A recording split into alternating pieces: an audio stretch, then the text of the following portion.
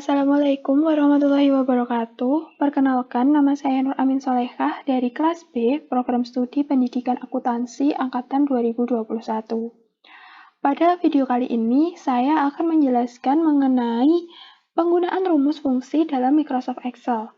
Namun sebelum itu, mari kita berkenalan terlebih dahulu dengan apa yang dimaksud dengan aplikasi program pengolah angka atau yang biasa kita dengar dengan istilah spreadsheet dan apa yang dimaksud dengan Microsoft Excel. Dalam kehidupan sehari-hari, penyelesaian pengolahan data tentu saja memerlukan sebuah alat bantu yang relevan. Misalnya dalam lingkungan sekolah, seorang guru biasanya memerlukan alat bantu untuk mempermudah pengolahan nilai. Dalam melakukan pekerjaan seperti tersebut, terdapat aplikasi komputer yang disebut dengan istilah spreadsheet, yaitu sebuah program aplikasi komputer interaktif untuk organisasi yang mensimulasikan kertas, akuntansi worksheet, dan menganalisis data dalam bentuk tabel.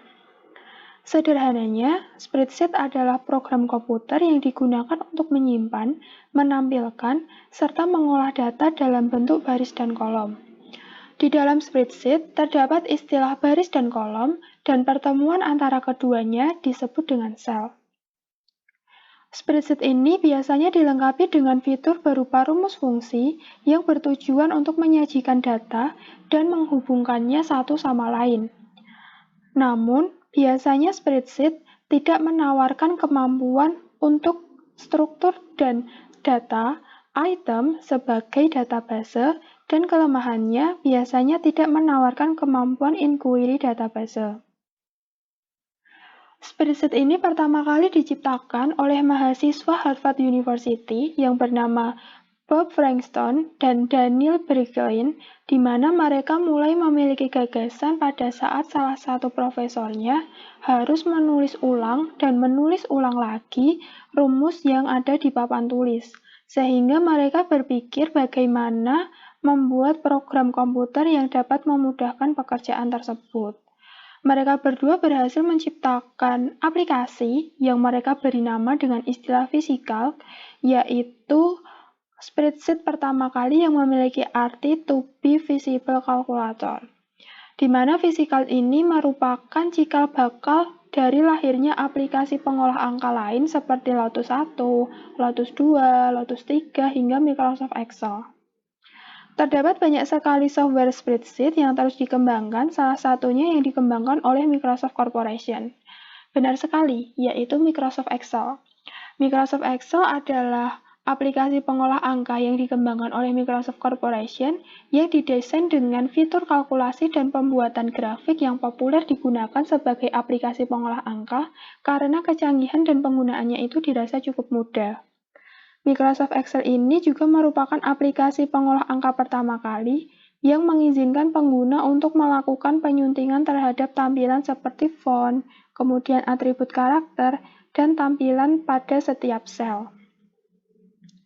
Pada umumnya, Microsoft Excel ini tampilannya tidak jauh berbeda dengan Microsoft Office lain seperti Word maupun PowerPoint, di mana sama-sama memiliki toolbar menu Home, Insert, Page Layout, Formula, Data, View, Review, dan Help. Dalam Microsoft Excel ini menyediakan fitur canggih yang biasa disebut dengan rumus fungsi, di mana dapat diakses pada toolbar formula. Formula sendiri adalah rumus yang digunakan untuk menghitung nilai sebuah sel, sedangkan fungsi adalah formula yang sudah dibuat oleh Excel yang bisa digunakan untuk berbagai macam keperluan.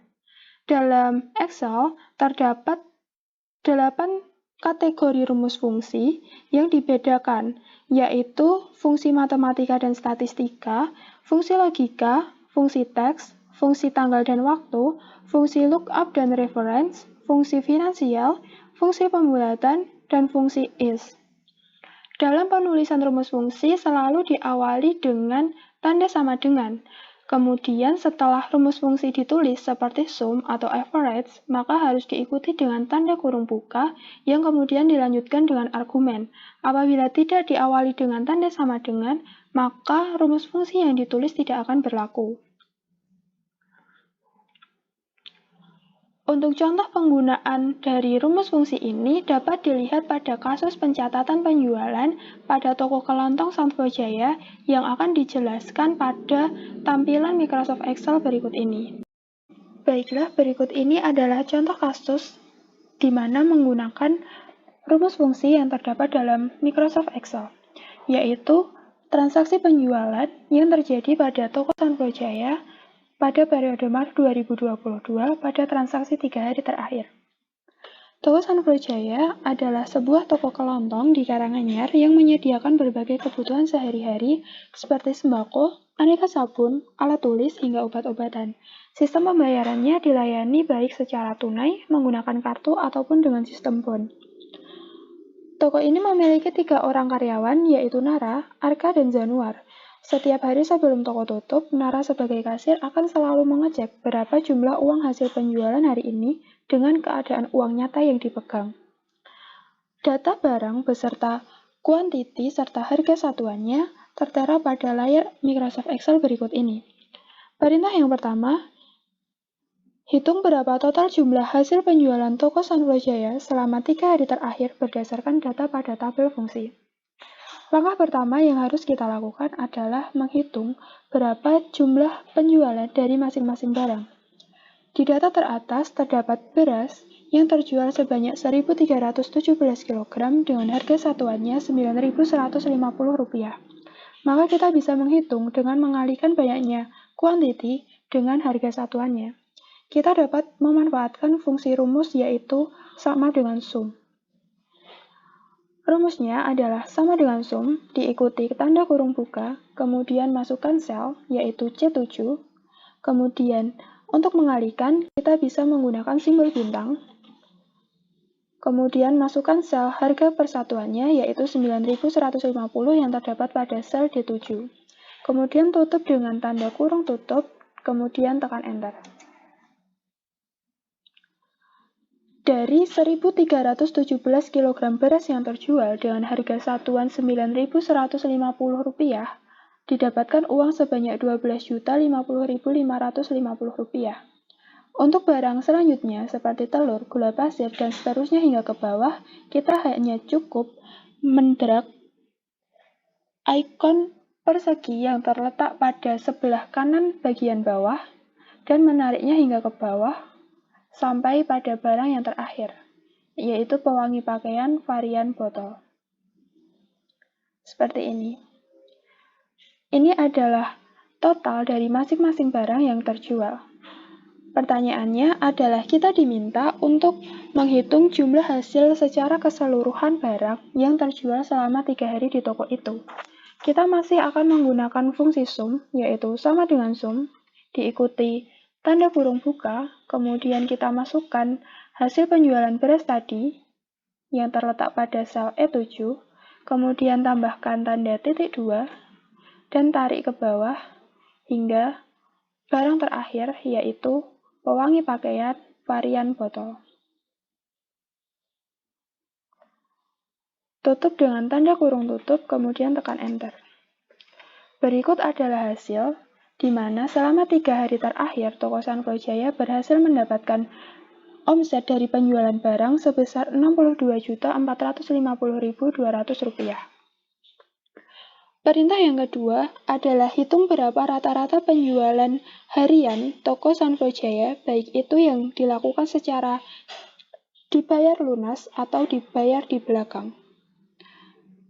Pada kasus ini, kita tidak akan menggunakan fungsi average karena yang dihitung adalah rata-rata per harian, jadi kita hanya perlu menghitung dari hasil penjualan bersih, yaitu Rp62.450.200 tadi, dibagi banyaknya hari.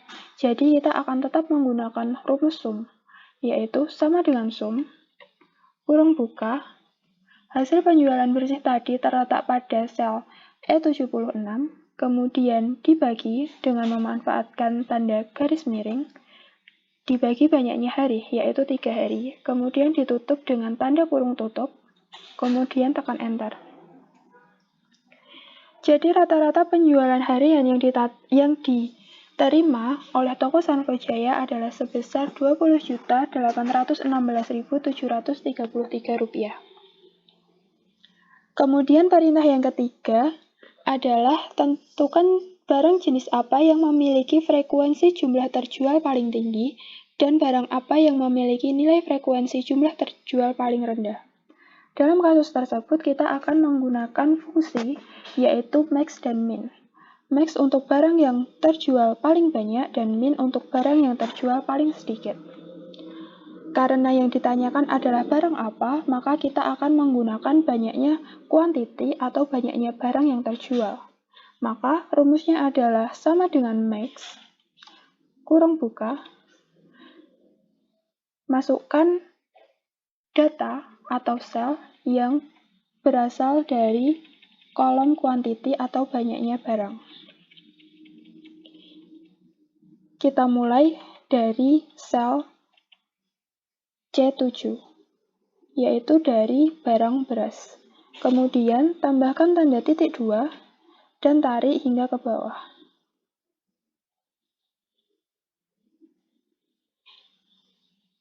Kemudian tutup dengan tanda kurung tutup dan tekan enter.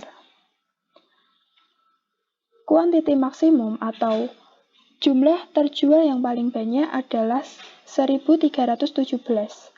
Barang yang memiliki frekuensi tersebut adalah beras. Jadi, barang yang memiliki frekuensi barang paling banyak terjual adalah beras. Sedangkan untuk barang yang memiliki frekuensi penjualan paling sedikit dapat kita cari menggunakan rumus min, yaitu sama dengan min, kurung buka, masih sama menggunakan kolom quantity yang dimulai dari sel C7, kemudian tekan tombol titik 2, dan tarik ke bawah hingga barang pewangi pakaian botol dan ditutup dengan tanda kurung tutup. Tekan enter. Dihasilkan angka 8 dan barang yang memiliki frekuensi 8 adalah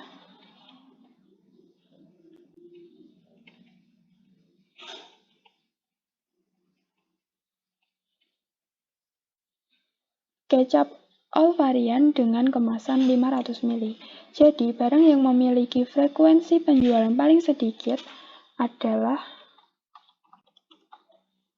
kecap all varian kemasan 500 ml.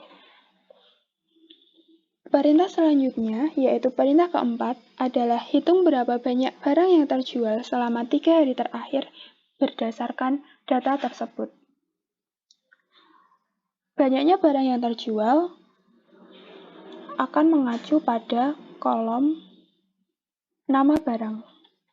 Karena kolom nama barang merupakan data teks, bukan data angka, maka rumus fungsi yang kita gunakan adalah count A.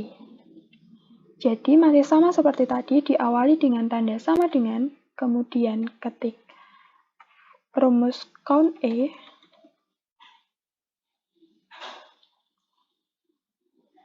diikuti dengan tanda kurung buka, kemudian masukkan sel paling atas, yaitu pada nama barang beras yang terletak pada sel B7, kemudian tambahkan tanda titik 2, dan tarik hingga ke bawah hingga pada nama barang pewangi pakaian varian botol. Kemudian tutup dengan tanda kurung tutup dan tekan enter. Ditemukan angka 68, di mana berarti banyaknya barang yang terjual selama 3 hari terakhir adalah 68 barang. Perintah selanjutnya adalah apabila banyak barang lebih dari 150 piece yang terjual pada 3 hari terakhir, maka harus dipasok lagi. Namun, khusus pada barang beras, apabila lebih dari 950 kg, maka harus segera dipasok lagi.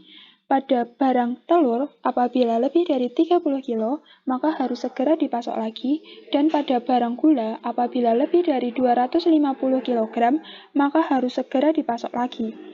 Dalam hal ini, kita akan menggunakan rumus fungsi berupa if atau fungsi logika.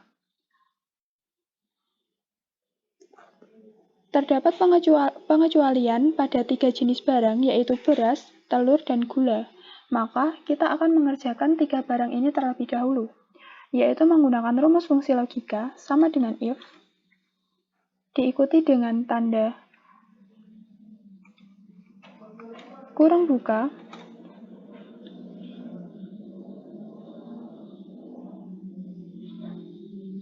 maka kemudian lanjutkan dengan masukkan sel dari banyaknya kuantiti, yaitu pada sel C7, kemudian masukkan logikalnya, di mana apabila lebih dari atau sama dengan 950, maka karena perumpamaannya nanti berupa teks, maka harus diikuti dengan tanda petik 2, ketik dipasok, kemudian tutup tanda petik lagi, ikuti dengan tanda titik koma, kemudian logika yang kedua adalah tidak dipasok. Tutup dengan tanda petik, kemudian disusul dengan tanda kurung tutup dan tekan enter.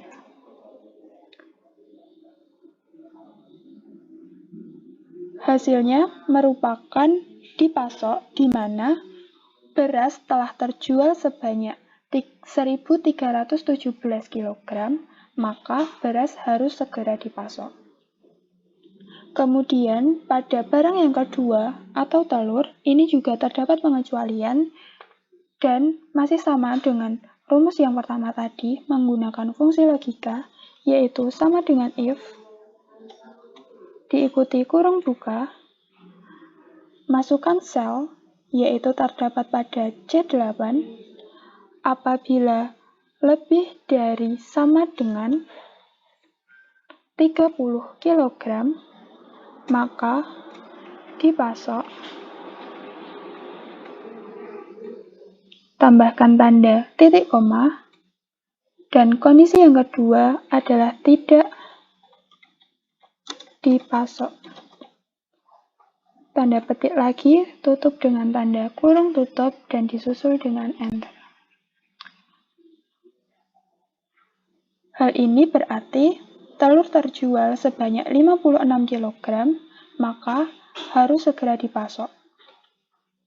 Pada barang yang ketiga atau gula pasir, ini juga terdapat pengecualian, maka rumusnya masih sama, yaitu menggunakan fungsi logika sama dengan if, diikuti dengan tanda kurung buka, masukkan sel pada banyaknya barang yang terjual, yaitu terletak pada sel C9, apabila lebih dari 250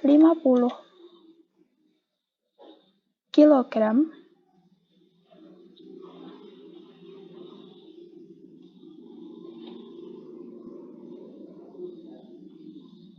kondisi pertama adalah dipasok, dan kondisi yang kedua adalah tidak dipasok. Tutup dengan tanda kurung tutup, kemudian tekan enter. Hal ini berarti gula pasir terjual sebanyak 560 kg, maka gula pasir harus segera dipasok. Pada barang selanjutnya atau teh celup kotak merek A, terjual sebanyak 88 piece.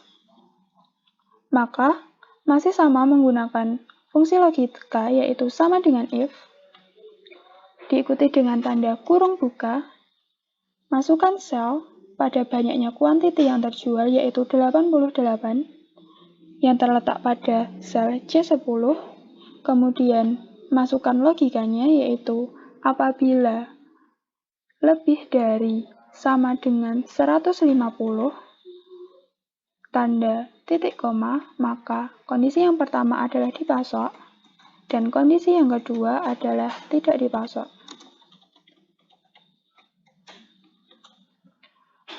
Tekan enter.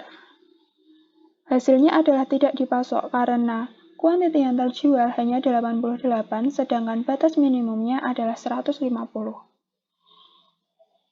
Untuk barang selanjutnya hingga ke bawah tidak ada pengecualian lagi, maka kita bisa mendragnya dengan memanfaatkan ikon persegi yang terletak di pojok sebelah kanan. Ditarik hingga ke bawah, hingga menemui pada barang pewangi pakaian jenis botol. Pada perintah selanjutnya, yaitu pada perintah ke-6, hitung banyaknya barang yang harus dipasok lagi. Hal ini berarti hampir mirip dengan perintah sebelumnya tadi, namun kali ini kita akan menggunakan rumus fungsi COUNTIF. Dasar yang akan kita gunakan adalah kolom F atau kolom keterangan, di mana tadi terletak fungsi logika. Rumusnya adalah sama dengan COUNTIF diikuti dengan tanda kurung buka, kemudian masukkan sel dari yang paling atas, terletak pada sel F7, tambahkan tanda titik 2, lalu tarik hingga ke bawah, hingga pada barang pewangi pakaian varian botol, kemudian tambahkan tanda titik koma, karena kriterianya adalah teks, maka harus diapit dengan tanda petik 2. Kriterianya adalah dipasok. Tutup dengan tanda kurung tutup, kemudian tekan enter. Jadi, banyaknya barang yang harus dipasok lagi adalah 18 jenis. Pada perintah selanjutnya, kita akan memasukkan data supplier barang berdasarkan kode dengan memanfaatkan fungsi VLOOKUP dan HLOOKUP. Perbedaan keduanya adalah terletak pada tabel referensi atau array. Jika VLOOKUP itu adalah tabel vertikal, sedangkan HLOOKUP adalah tabel horizontal. Kita mulai dengan data nama supplier. Rumus fungsinya adalah VLOOKUP, jadi sama dengan VLOOKUP. Ikuti dengan tanda kurung buka, masukkan sel kode supplier tadi terletak pada sel G7, kemudian tanda titik koma. Pada tabel array atau tabel referensi, karena terletak pada beda sheet, maka blok keseluruhan tabel seperti ini. Kemudian tekan tombol F4 agar tidak terjadi error. Kemudian tanda titik koma. Kemudian tuliskan indeks kolomnya. Karena nama supplier pada tabel ini terletak pada kolom kedua, maka kita tulis kolom nomor 2, kemudian titik koma lagi, ketik angka 0 sebagai penutup dan ditutup dengan tanda kurung tutup. Tekan enter. Pada kode A01, nama supplier adalah. Untuk selanjutnya, kita hanya perlu mendrag ke bawah saja tanpa harus memasukkan seperti yang tadi. Caranya masih sama, yaitu tarik simbol persegi yang terletak pada kanan bawah hingga pada jenis barang terakhir, yaitu pewangi pakaian varian botol. Lepaskan. Maka, nama supplier berdasarkan kode telah terisi secara otomatis. Pada kolom domisili, dikarenakan tabel referensi masih berbentuk tabel vertikal, maka fungsi yang digunakan masih sama seperti tadi, yaitu fungsi sama dengan VLOOKUP. Caranya juga masih sama dengan VLOOKUP, diikuti tanda kurung buka, kemudian masukkan sel kode supplier, yaitu G7, kemudian tekan tanda titik koma, kemudian blok tabel referensi, jangan lupa tekan F4, titik koma lagi, dikarenakan yang diminta adalah domisili dan domisili terdapat pada kolom nomor 3, maka indeks kolomnya kita tulis 3, kemudian titik koma lagi, tekan 0, dan tutup dengan tanda kurung tutup, kemudian tekan Enter. Pada kode supplier A101 berdomisili di Sragen. Untuk seterusnya, kita dapat memanfaatkan kotak kecil di sebelah kanan bawah dan kita tarik hingga pada barang paling akhir, yaitu pewangi pakaian varian botol.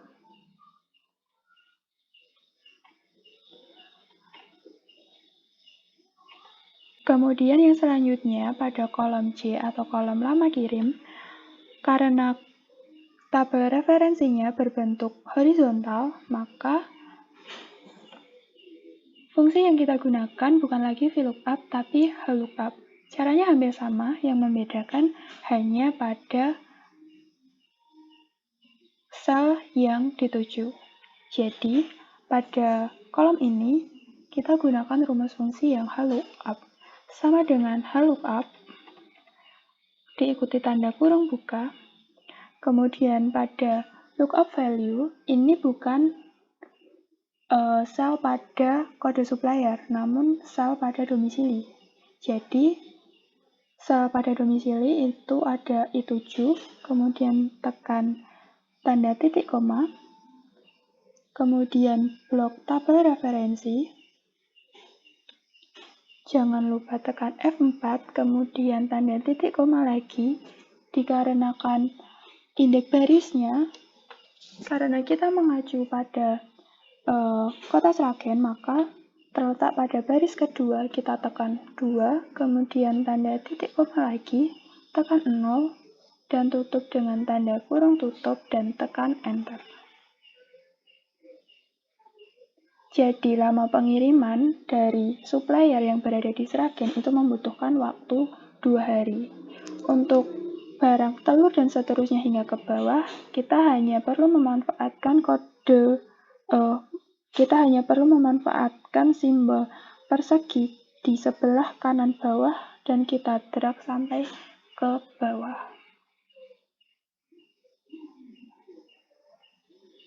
Kita lepaskan dan seperti ini.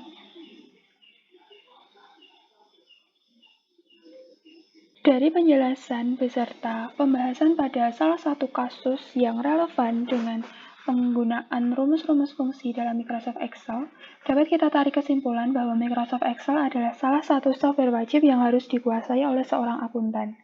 Hal ini dikarenakan Microsoft Excel ini dianggap cukup membantu dan memudahkan dalam penyusunan laporan keuangan dan pencatatan terkait segala sesuatu yang berhubungan dengan akuntansi, seperti dalam pencatatan uang dan piutang. Tidak hanya dapat digunakan dalam lingkup bisnis saja, tetapi Microsoft Excel pada khususnya atau spreadsheet pada umumnya itu juga dapat dimanfaatkan dalam lingkup pendidikan dan kesehatan.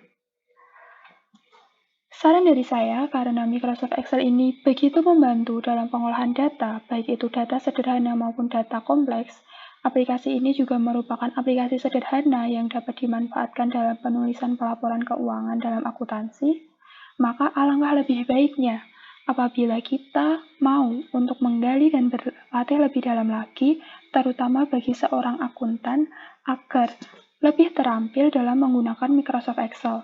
Karena bagi seorang akuntan, tentu dengan Microsoft Excel ataupun spreadsheet pasti akan selalu berhubungan. Demikian video kali ini. Kurang lebihnya saya mohon maaf. Semoga dalam tayangan ini dapat memberikan kebermanfaatan. Wassalamualaikum warahmatullahi wabarakatuh.